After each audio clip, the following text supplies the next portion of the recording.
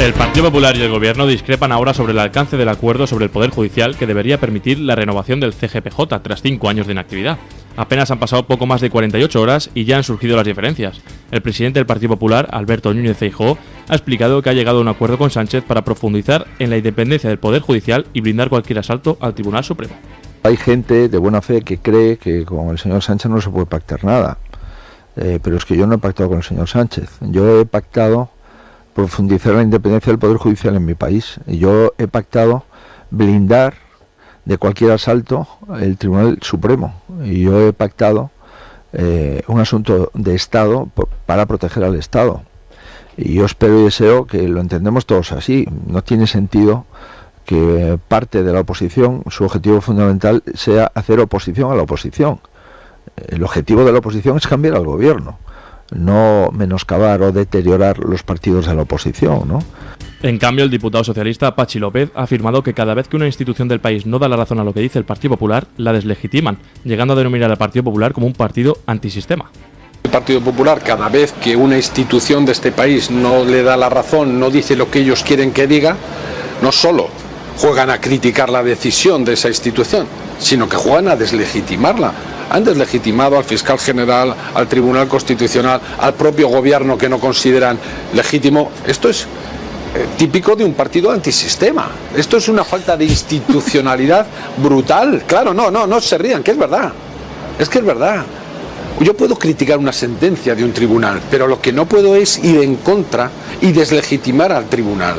Lo que no puedo es intentar, como no me dan la razón, cargarme todo lo que existe en este país. Eso no puede ser. Eso es antidemocrático en el fondo. Bueno, escuchábamos las palabras de Pachi López, del socialista, pues hablando de cómo en realidad tiene que seguir esa tensión entre el Partido Popular y el Partido Socialista, ese teatro que hemos visto en los últimos días. Escuchábamos también las declaraciones de Alberto Núñez Feijóo diciendo que lo que querían es reemplazar al gobierno desde la oposición y que lo que querían es acabar con Pedro Sánchez. Yo entiendo que sus intenciones pueden ser muy legítimas, pero ¿cómo van a acabar con el gobierno si terminan pactando con él? Le están dando alas gracias a este tipo de pactos. Alberto Núñez Feijóo vende un mensaje y da igual lo que nos quiera vender, porque la batalla del relato la han perdido. Lo pueden revestir de lo que sea, pero no nos engañan porque el PP y el Gobierno han logrado ese acuerdo para renovar el Consejo General del Poder Judicial de manera que se han repartido los cargos. La justicia sigue politizada por consenso entre dos partidos, el rojo y el azul, que no nos engañen. Se excusan, ya saben, que es bueno para todos los españoles, que bueno es que la justicia acabe renovándose. Pero insisto, es que les han timado. Les han timado porque ya han escuchado a Félix Bolaños también diciendo que no es que hayan pactado que los jueces los iban a elegir los jueces, sino todo lo contrario. Se quiere mostrar firme Alberto Núñez Feijóo, pero sigue con la mano tendida pues para sus intereses personales, porque también hay otros altos cargos que nombrar. Y por tanto, pues tiene que ser una tensión, pero dentro de una cordialidad, porque les conviene a ambos. Y lo que estamos viendo es un Partido Popular que no tiene remedio y que está sustentando al gobierno de Pedro Sánchez y que se está convirtiendo, Alberto Núñez Feijóo, en su mejor aliado. Y usted dice, no me he sentado a firmar con Pedro Sánchez. Evidentemente no fue usted, fue González Pons a Bruselas a firmar con Félix Bolaños. Yo no he firmado nada con Pedro Sánchez, ya lo sabemos, pero lo que subyace aquí es el acuerdo entre el PP y el PSOE, el acuerdo por el cual la oposición se ha convertido en un ministerio más de Pedro Sánchez, un ministerio al servicio del gobierno, haciendo como que hace, pero no hace. Y de esta manera se asegura, pues eso, la permanencia en el poder. Y ese sillón cómodo también, el de la oposición, ¿por qué no decirlo? Sillón cómodo para Alberto Núñez Feijóo, porque si no, no pactaría. Lo que está consiguiendo el Partido Popular es que si vamos a elecciones generales, otra vez Pedro Sánchez tenga fuerza. Otra vez tenga fuerza como para ganar, que ya le ganó el año pasado a Alberto Núñez Feijóo en esas elecciones del 23 de julio. Y ustedes dirán, ¿pero no se acuerdan de los resultados que ganó Alberto Núñez Feijóo? Ganó de una manera tan tibia, tan timorata, que fíjense ustedes, seguimos con Pedro Sánchez. Consiguió aunar y vender España para mantenerse en la Moncloa. ¿Cómo lo hizo? La verdad, de una manera muy meritoria. Puso de acuerdo absolutamente a todos. A los herederos de la banda terrorista ETA, a los secesionistas, a los de Sumar. ¿Para qué? Para mantenerse en el poder. ¿Y esto qué nos está costando? Pues que se dinamite la democracia desde dentro. Este sistema, este Estado de Derecho, dinamitándose desde dentro por pactos como este. Ese reparto de la justicia a través de la renovación del Consejo General del Poder Judicial, a través de medidas como no impulsar ese sistema de elección de los jueces, ese sistema por el que los jueces elegían a los jueces, la manera quizás más justa. Y sin embargo, lo que está haciendo Alberto Núñez Feijóo es excusarse. Es como el que, lo decíamos antes, el que va a comprar un Ferrari de segunda mano y dice: ay, es que he comprado un Ferrari, pero es que me han vendido un Panda, no es mi culpa. ¿Con qué autoridad se atreven a criticar ahora al Partido Socialista? En fin, la cosa está bastante complicada. Esto es lo que sabemos del pacto entre el Partido Popular y el Gobierno en torno al Consejo General del Poder Judicial, que yo les decía que era muy importante este órgano máximo de elección de los jueces, porque luego hay una serie de leyes que hay que aplicar y es muy importante tener tanto el Tribunal Constitucional como el Supremo de tu lado, porque luego pasan cosas como las que nos va a contar ahora Andrés de Francia. La Fiscalía de la Audiencia Nacional pide aplicar la ley de amnistía al terrorismo de los CDR. Es la única causa abierta en la que la Fiscalía considera la existencia de delitos de terrorismo por los cuales hasta ahora solicitaba condenas de hasta 27 años de cárcel. Lo ha expresado la teniente fiscal de la Audiencia, Marta Durante, reclamando que se declare extinguida la responsabilidad penal y el sobreseguimiento de las actuaciones. La teniente fiscal ha resaltado que ninguno de los hechos imputados puede considerarse la grave violación intencionada de derechos humanos que la ley de amnistía excluye de la medida de gracia. Bueno, pues atención a este volantazo, a este cambio de sentido de la Fiscalía con los CDR. Ya saben ustedes, los Comités de Defensa de la República, que es como se llamaban estos grupos organizados que utilizaban la peor de las prácticas que se llevaba a cabo, por ejemplo, en el País Vasco en la época de los años de plomo de la banda terrorista ETA, esa kale borroka, esas prácticas, ¿no?, de quemar, por ejemplo, contenedores, de volcar coches, bueno, pues lo que hacían en 2017. La Fiscalía en aquel momento pidió 248 años de prisión por terrorismo, porque estos actos no terminaron con la muerte de nadie, pero ya me dirán ustedes, por ejemplo, volcar un coche, quemar contenedores, hacer barricadas, lanzar esos famosos cócteles Molotov, pues yo sinceramente pienso que es terrorismo. Y sin embargo, la Fiscalía ahora reclama la amnistía y respalda la aplicación de la medida a 12 procesados. 12 procesados que en 2019 fueron detenidos, vamos a remontarnos, antes les decía yo 2017, cuando vimos esos hechos en ese octubre negro, en ciudades como la de Barcelona. Nos remontamos a 2019 cuando se llevó a cabo la operación Judas. En ese momento, en el escrito de acusación, la Fiscalía dijo que formaban parte los CDR de una organización terrorista paralela, cuyo objetivo era llevar a cabo acciones violentas o atentados con explosivos y sustancias incendiarias. Vayan ustedes a la hemeroteca, busquen Barcelona 2017 y verán esos contenedores arder, verán cómo se lanzaron objetos contundentes contra los policías, contra también los mozos de escuadra que estaban allí personados. Dice ahora la Fiscalía que como no murió nadie en esos hechos, no murió nadie, gracias a Dios, porque de hecho la acusación popular es la que dice, oye, vamos a poner encima de la mesa todos estos hechos, ¿no? Recordemos que es terrorismo según el artículo 573 del Código Penal, que considera terrorismo la comisión de cualquier delito grave contra la vida o la integridad física, con el objetivo de subvertir el orden constitucional o alterar gravemente la paz pública. Cualquier delito grave contra la integridad física, con el objetivo de subvertir el orden o alterar gravemente la paz pública.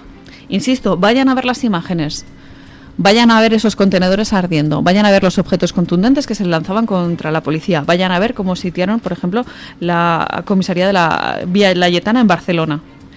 Véanlo con sus ojos y luego vean lo que hace la Fiscalía con la ley de amnistía. El Congreso de los Diputados acogerá este jueves el homenaje institucional de las Cortes Generales a las víctimas del terrorismo, una cita en la que se volverán a ausentar Vox y algunas de las principales asociaciones, como Asociación Víctimas del Terrorismo, la AVT, y el Colectivo de Víctimas del Terrorismo, COVITE. La AVT ya adelantó este lunes, por quinto año consecutivo, su ausencia al homenaje en rechazo a los acuerdos del gobierno de Pedro Sánchez con Bildu. Así nos lo hizo saber en una entrevista en Telemadrid con Laura Gómez.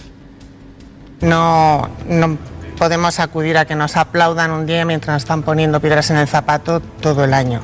Entonces me parece que es una tomadura de pelo. ¿Qué piedras en el zapato consideran que les ponen? Pues mira, todas. O sea, se ha hecho un montón de cosas para favorecer a los terroristas. Ya sabemos que para Pedro Sánchez lo fundamental es conseguir votos, y para conseguir los votos de Bildu, ya lo dijo Otegi, votos por presupuestos. Entonces están presos por presupuestos. Entonces, pues están favoreciendo a los terroristas. Ya están todos en cárceles del País Vasco y Navarra. Han traspasado las competencias penitenciarias al gobierno vasco, que está concediendo terceros grados continuamente. Y luego hay una ley de víctimas del terrorismo, la 29/2011, que le hace falta una reforma y que está guardada en un cajón desde hace un montón de años. COVITE tampoco acude este año, como viene siendo habitual desde que se realizan estos homenajes por la presidencia de Bildu, ya que según expresaron en un comunicado, consideran cínico que el homenaje venga de una institución en la que tienen representación varios partidos políticos que legitiman la existencia de ETA y no condenan su violencia terrorista. Vox, por su parte, también se ha sumado a estas asociaciones mostrando su rechazo a participar en este acto en el que participa el gobierno con los herederos de ETA. Consideramos que es una enorme hipocresía, porque no puede haber ninguna verdad en un homenaje presidido por el gobierno que más ha traicionado a las víctimas y que más las ha maltratado en pro de beneficiar a sus verdugos, que ahora han adoptado la forma de partido político. Un gobierno que se apoya y que se sustenta y que pacta con uno de sus socios preferentes, que es Bildu. Un partido que ha llevado a terroristas en sus listas. Un gobierno que se ha dedicado a celebrar esos pactos con Bildu, a lamentar más la muerte de un terrorista que en preocuparse por garantizar la memoria, la dignidad y la justicia que piden todas las víctimas. Un gobierno que se ha dedicado a conceder beneficios penitenciarios a todos esos terroristas, a acercar a los presos a las cárceles vascas, todo menos honrar la memoria de las víctimas y trabajar por el esclarecimiento de esos más de 300 asesinatos que aún quedan sin resolver. Bueno, pues escuchamos las palabras de Pepa Millán, que se ausentaba ayer en el homenaje a las víctimas de terrorismo en el Congreso. Saben que hay una fecha oficial en España, que es el 11 de marzo, que coincide con el Día Europeo, y después está esta celebración que coincide con el Día Internacional de las Víctimas del Terrorismo, una celebración que se lleva a cabo desde hace 14 años, dentro de este salto oral laico que tiene la Unión Europea y a nivel internacional la ONU, dentro de los días internacionales, ¿no? El Día Internacional de... Y de repente vemos estos homenajes cínicos en los que una institución que tiene, por ejemplo, sentados en su bancada a varios partidos políticos que legitiman la existencia de ETA y que no condenan su violencia terrorista, pues aplauden discursos de otras entidades que, entre comillas, pasan página, ¿no? Pasan página y prefieren no apostar por la memoria, la dignidad y la justicia de las víctimas del terrorismo. Ayer, una de estas entidades, que es la Fundación Víctimas del Terrorismo, que sí que estaba allí presente, reclamaba al Congreso prohibir los homenajes a presos de ETA. Y preguntó si se había hecho todo por las víctimas, que menuda pregunta retórica, ¿no? Porque la respuesta está clara. No se ha hecho todo. De hecho, se siguen permitiendo recepciones a los etarras que reciben el tercer grado. De hecho, COVITE recogió 466 actos de homenaje a etarras. Se debe tomar conciencia de lo que está ocurriendo en torno al terrorismo, sobre todo que los jóvenes conozcan esas personas que no convivieron con el terrorismo, por ejemplo, de la banda terrorista ETA. Es esencial que tengan ese relato presente, ¿no? El de qué pasó en esos años de plomo, de qué vivimos en esta España, ¿no? En la que nos despertábamos cada mes. Desgraciadamente hubo semanas que se repetían, se multiplicaban los atentados y había daños devastadores. Según el Observatorio de Vigilancia Penitenciaria de la Asociación Víctimas del Terrorismo, es muy frecuente este tipo de homenajes. De hecho, se han dado 75 terceros grados en el País Vasco a etarras. Hasta hace unos meses, hasta mayo. Esa era la evaluación que hacía la Asociación de Víctimas del Terrorismo. A muchos de ellos se les daba el tercer grado por repetición, es decir, aquellos que se les había revocado en primera o segunda vuelta, pues porque, por ejemplo, no habían condenado los delitos de terrorismo, ¿no? Esto es lo que tenemos que ver, sin embargo, en el Congreso, ese acto de vergüenza en el que pocas fueron las instituciones que se ausentaron de allí, como fue el caso de Vox, que me parece sumamente honroso, que por lo menos sean coherentes, ¿no? Tenemos que estar en el Congreso honrando a las víctimas del terrorismo cuando están los herederos de ETA sentados en esa bancada, cuando son los que están soportando al gobierno de Pedro Sánchez. Hay que ser cínico. La Junta Electoral ratifica su multa a Tezanos por la encuesta del CIS sobre el periodo de reflexión a Sánchez. El organismo impone el pago de 3.000 euros a Tezanos, que había recurrido la decisión en virtud del artículo 69 de la Ley Orgánica del Régimen Electoral. La Junta Electoral recuerda que esta encuesta se realizó en pleno periodo electoral, ya que se difundió en campaña de las elecciones catalanas y estando convocadas las elecciones europeas. En estos periodos el CIS está obligado a informar de sus estudios de intención de voto, cosa que no hizo. Por ello, la Junta Electoral concluye que el sociólogo socialista incurrió en la infracción tipificada en el artículo 153.2 de la Ley Electoral. Bueno, pues ya ven ustedes que sale barato vulnerar la ley electoral, 3.000 euros por hacer una encuesta ad hoc después del amago de dimisión de Pedro Sánchez. A mí 3.000 euros me parece una suma más que asumible. Pasó también, acuérdense ustedes, en el caso de la entrevista a Inés Arrimadas, que publicó el diario ABC en la jornada de reflexión de las anteriores elecciones catalanas. Fueron 3.000 euros de multa, ya ven qué ridícula es esta ley y qué ridículas son estas multas, pero lo importante es esa sanción al presidente del CIS por aprovechar la carta del presidente para hacer este sondeo express justo antes de las elecciones catalanas y europeas. José Félix Tezanos lleva un tiempo dilapidando la credibilidad del organismo público, del CIS. La audiencia ya dejó claro que su trabajo no era susceptible de delito penal, pero por lo menos esta multa queda patente. ¿Es una multa suficiente? Pues quizás no, pero el caso es que las críticas contra José Félix Tezanos, contra el CIS, siguen creciendo. Se habla de sus fallos en las encuestas, del nuevo récord que batió recientemente, siendo el peor instituto de España y de Europa a la hora de hacer las predicciones respecto a las elecciones del 9 de junio. A mí especialmente me gusta hacerme eco de lo que dice José Félix Tezanos para contrastar, ¿no? Lo que dice, lo que hace y sobre todo que queda patente, ¿no? Los pronósticos y sobre todo pronósticos que, insisto, pagamos todos nosotros con dinero público. ¿Y sabéis quién es el único crítico con José Félix Tezanos contra el CIS dentro del Partido Socialista? Pues Paje, el presidente de Castilla-La Mancha, que dice que está haciendo daño a su partido, de hecho, más daño que beneficio. Y cuando yo veo a Paje criticar, digo, uy, muleta para Pedro Sánchez. No se crean ustedes esta crítica de Paje, porque realmente hay algunos movimientos dentro del Partido Socialista que son sumamente interesados. Lo dramático del CIS no es solamente los pronósticos que podamos ver en materia de elecciones, sino que el CIS, el Centro de Investigaciones Sociológicas, se ocupa de otras muchas cuestiones, ¿no? Como pulsar, por ejemplo, los intereses de la población. Y, sin embargo, pues tenemos que estar preocupados por lo que nos dice Tezanos de cómo somos, cómo sentimos, cómo pensamos, ¿no? ¿Cuáles son las principales preocupaciones de un ciudadano? Pues igual de repente el CIS nos dice que, yo qué sé, que vengan los marcianos y pretenderán que nos lo creamos, cuando en realidad las preocupaciones de los ciudadanos son, por ejemplo, una justicia débil, que España se vaya fragmentando, que se esté dinamitando el Estado de Derecho, que la democracia tal y como la conocíamos sea ahora otra cosa en manos del gobierno. Igual le preocupa el conchaveo entre el Partido Popular y el Partido Socialista, le preocupa que suba la cesta de la compra, que crezcan los precios de los suministros, como son, por ejemplo, el combustible, el gas, la luz.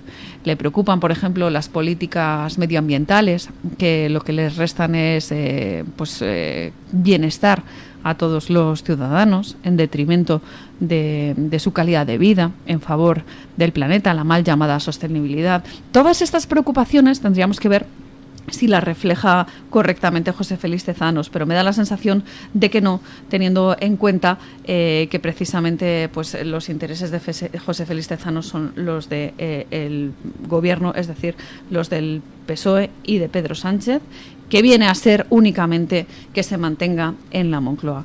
Y es el momento de hablar con doña Rebeca Crespo, es el momento de escuchar qué trae la Gaceta en su portada. Doña Rebeca, muy buenos días.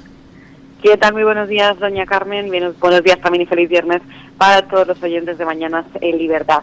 Este viernes en Gaceta.es hablamos de Francia y de cómo la previsible victoria del partido de Marine Le Pen en las legislativas está alarmando al establishment francés. Ya escuchamos las declaraciones que hizo también hace unos días el presidente Emmanuel Macron, diciendo que se acercaba a una guerra civil, y también lo que se está comentando desde la izquierda es que puede ser las elecciones más destructivas desde la guerra. También en el ámbito internacional estamos pendientes de ese debate que se ha celebrado esta noche en Estados Unidos entre Donald Trump y Joe Biden. Trump llegaba con ventaja sobre Biden en casi todos los sondeos nacionales, y después habrá un segundo sondeo programado para septiembre. Vamos a publicar todo lo relativo también a este debate durante el día de hoy en Gaceta. Y como siempre le recomiendo nuestras de opinión, además de muchas otras noticias que pueden encontrar en la portada de hoy. Pues doña Rebeca, muchas gracias por recomendarnos esas últimas informaciones. La verdad es que con el debate norteamericano estaremos muy pendientes, sobre todo de las consecuencias que tiene, ¿no? Pues sí, la verdad es que sí. Y bueno, yo creo que va haciendo expectación también por ver cuál es el estado de Joe Biden, sobre todo después de las imágenes que hemos visto en los últimos días en los que se le veía cuando menos un poco, vamos a decirlo, despistado. Tocado, ¿no? Vamos a ser un poco políticamente correctas en este caso, hablando del presidente norteamericano, pero ya ven ustedes que quizás también era una herramienta dentro del propio partido para dinamitar esa candidatura. O sea, que puede ser incluso, como decíamos ayer, lo de autogolpe, pues eso, autogolpe dentro del Partido Demócrata también para colocar a otra candidata, como se suele decir, que suena Michelle Obama. Pues vamos a ver qué pasa en agosto con ella. Doña Rebeca, muchísimas gracias como siempre por contar con su ayuda. Y, por supuesto, seguimos leyéndoles en la Gaceta. Un saludo. Gracias. Pausa publicitaria y enseguida volvemos aquí en Mañanas en Libertad.